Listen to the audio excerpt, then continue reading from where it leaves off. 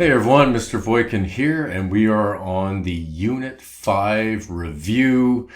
The information in this lesson is a little bit complex, but all it takes is some practice and you should be fine with this. So I'm going to be showing you 4 examples from the Converting Linear Equations worksheet A, number 1, number 2, number 6, and number 9. So let's get started. On question number 1, you can see they're giving us the slope-intercept form of a line. And the equation they're giving us is y equals negative 4x minus 3. So remember that the slope-intercept form is in the form where it's y equals m times x plus b. So mx plus b. That is the slope y-intercept form. The standard form is ax plus by equals c. Now there's a few things you need to know about these two forms. One, in the slope-intercept form, the value in front of, or the coefficient in front of y needs to be a 1. Okay, and if we look over at m, it can be a integer number, but can also be a fraction like 2 over 3 or negative 2 over 3.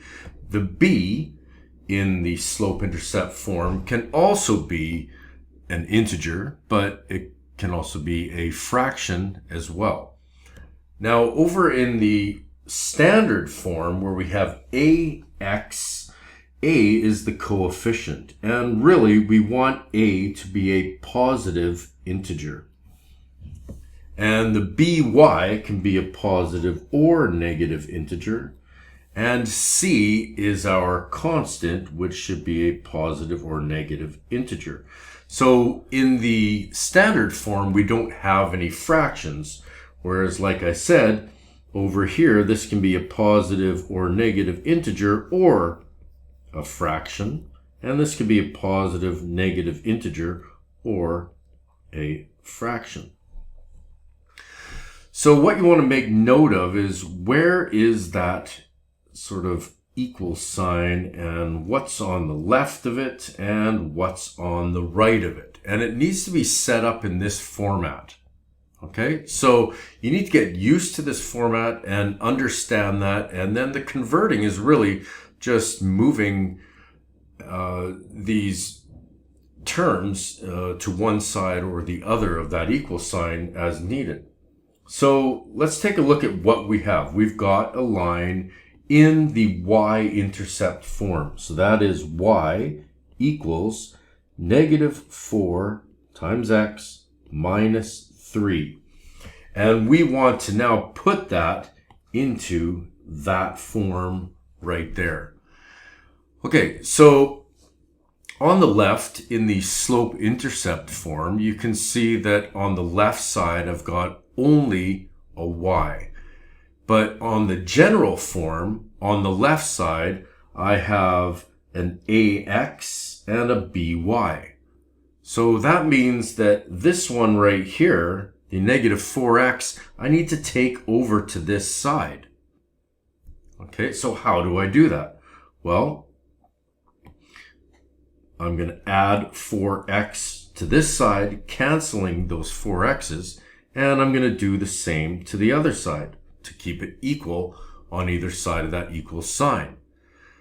So what do we have on the left side? We have a negative 3. And what do we have on the right side? I've got a 4x and a y. That is either going to be written as 4x plus y, or it's going to be written as a y plus 4x. Either way is technically correct, but let's look at the way it's set up right here. It says to put the ax first, not the y first. So really what we want to do is set it up like this. The 4x plus y equals negative 3. So the question is this now in the form of ax plus by equals c. Well, yes. What is the value of a? Well, a is this 4 right here in front of the x. That's the coefficient in front of the x. What is the coefficient in front of the y? What is the value of b in this case, the uppercase b? Well, don't forget there is a 1 right there, so really it's a positive 1. And what is the value of c? It is the negative 3 that you see right there. Okay, and now that question is done. So let's move on to question number 9. Why am I at 9? Number 2. Sorry, I'm going to jump down to number 2 first, and we'll pop back up to number 6. And then why is 9 way at the top? Who knows? Okay, question number 2. Again, what are the two forms of the lines? Well, I have slope-intercept y equals mx plus b, and I've got standard form ax plus by equals c.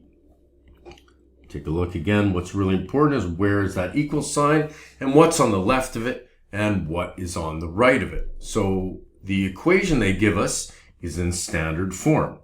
It is going to be x minus 7y equals 9.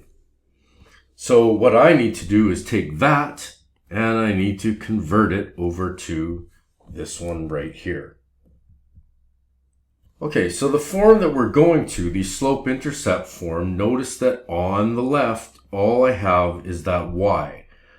So all I really want on the left is that y right there, which means that x and negative 7 need to be moved to the other side. So what am I going to do? I'm going to minus x at first from both sides, canceling this out, leaving me with a negative 7y equals, now I've got a 9 and a negative x. So there's two ways to write this. 9 minus x or negative x plus 9. So you need to understand that, but what form do I want it in? Well, I want it in this form right here with the mx first and then the b. And the b is our constant right there. And that's the way that I have it set up right here. So we're getting really close. The problem is, again, all I want is the y on this side. So I need to get rid of that negative 7. How do I do that? I'm going to divide this by negative 7, canceling that out, and that leaves me with just that y. The problem is if I do that, if I divide the first term by negative 7, I now have to divide all the terms by negative 7. So divide this one by negative 7 and divide that one by negative 7. Now we just got to simplify this. Remember that in front of the x, the coefficient is, in this case, a negative 1. So negative 1 over negative 7, really, that simplifies to 1 over 7. That is the simplified form of that. They are identical in value, but it's better written as 1 over 7 rather than negative 1 over negative 7. So what I have is a coefficient in front of the x, which happens to be our m value right there, is 1 over 7. That is our slope. 1 over 7 is the slope. And that you can see by our name, it says slope. That's the slope. And the intercept, well, that's the intercept right there, the b. So let's take a look at that intercept. Well, what do I have right now? I've got a 9 divided by negative 7. Now again, that's better written as a negative 9 over 7. So this will be minus 9 over 7. And that is just better conventions, better formatting of that equation. So x minus 7y equals 9 in standard form is the same as y equals 1 over 7x minus 9 over 7, and that is in slope-intercept form. Okay, let's move to the next question in here, which, oh, geez, I'm all confused on where I'm going. That one and that one. So let's do question number 6 right here. So again, what do we have? We've got standard form, and we're trying to go to slope-intercept form. So what is standard form? AX plus BY equals C. What is the slope-intercept form? Y equals mx plus b. Take note of where that equal sign is. Take a look at our original equation, which is in standard form. So 5x minus 7y equals negative 5. And I'm trying to take that and convert it into that form, which means on the left, the 7 needs to stay there, the y needs to stay there. The negative 7 and the 5x need to go over to the other side. So what's the first thing I'm going to deal with? Well, the 5x, I'm going to subtract 5x here, which means I'm going to subtract 5x on the other side. On the left, it cancels, leaving me with a negative 7y. It's not quite what I want, but we're getting there. And if you look at the format again, it's mx plus b. So I want to put it in that order, which is going to be negative 5x minus 5. How do I get rid of the negative 7? I divide by negative 7. The inverse of negative 7 times y is to divide by negative 7. If I do it to that term, I need to do it to every term that is there. Okay, it cancels on the left, leaving me with a y equals. Well, that's what I want right there. Okay, now I want an m, which again, remember, can be an integer, positive or negative, or a fraction, positive or negative. So this is our slope. The m is the slope. And what do I have there? I've got negative 5 over negative 7. And before I told you, that's better written as 5 over 7 positive. So what we have is a 5 over 7x. Let's take a look at the b, which again is the y-intercept, and it is a negative 5 over negative 7. So again, better written as a positive 5 over 7. So plus 5 over 7.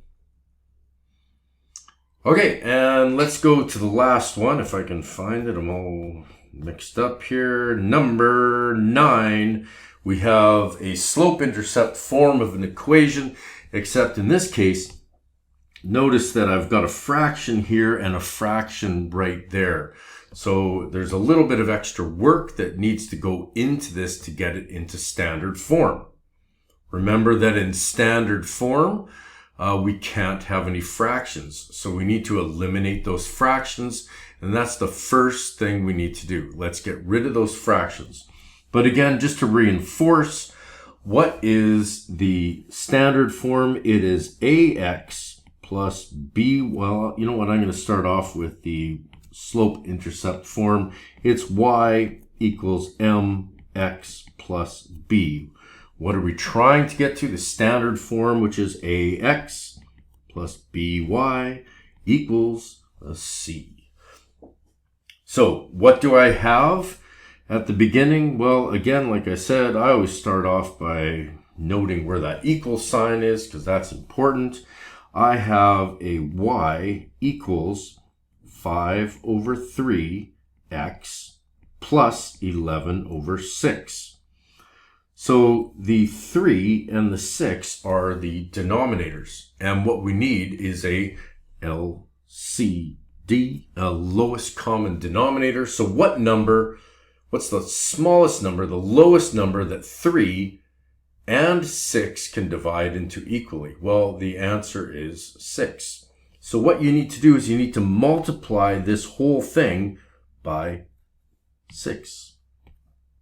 So I'm going to multiply everything by 6. That means I'm going to multiply this first term by 6, the second term by 6, and the third term also by 6. So what do we do? Well, let's deal with the first one. What is 6 times y? That is 6y. Equal sign. What is 6 times 5 over 3? Well, that is the same as 6 times 5 divided by 3. What is 6 times 5? It's 30. Divided by 3, 30 divided by 3 is 10, and I still have my x right there. Let's deal with the third term. What is 6 times 11? 66. What is 66 divided by 6? It is 11. So plus 11. So we've got rid of the fraction, which is great, but now I want to say to myself, is it in the form of ax plus by equals c? Well, no, it's not, because on the left side right now, I've only got my by, the 6y. That means these 10x's need to go over to the other side right here. So how am I going to do that? I'm going to minus 10x from this side to cancel it, which means I need to minus it from the other side. Now I'm going to rebuild this equation in standard form in the right order, which tells us to do the x value first. So negative 10x plus 6y equals 11. Okay, now technically that's correct. You can see I've got it in the ax plus by equals c form. But if you remember the first question that we did, what did I say? This one right here, the a, should be a positive integer. The b can be positive or negative, but conventions tell us to make that a, the coefficient in front of the x, positive. So is it positive? Well, it's not. It's negative. It's a negative 10. So all you have to do if that ever happens is literally just reverse the signs of every one of these terms. Negative 10x becomes positive 10x. Positive 6y becomes negative 6y. Equals positive 11 becomes negative 11. And this is a better format for that equation. Okay, so I think we're done. There's question number 1, question number 9, question number 2, and question number 6. I hope this helps.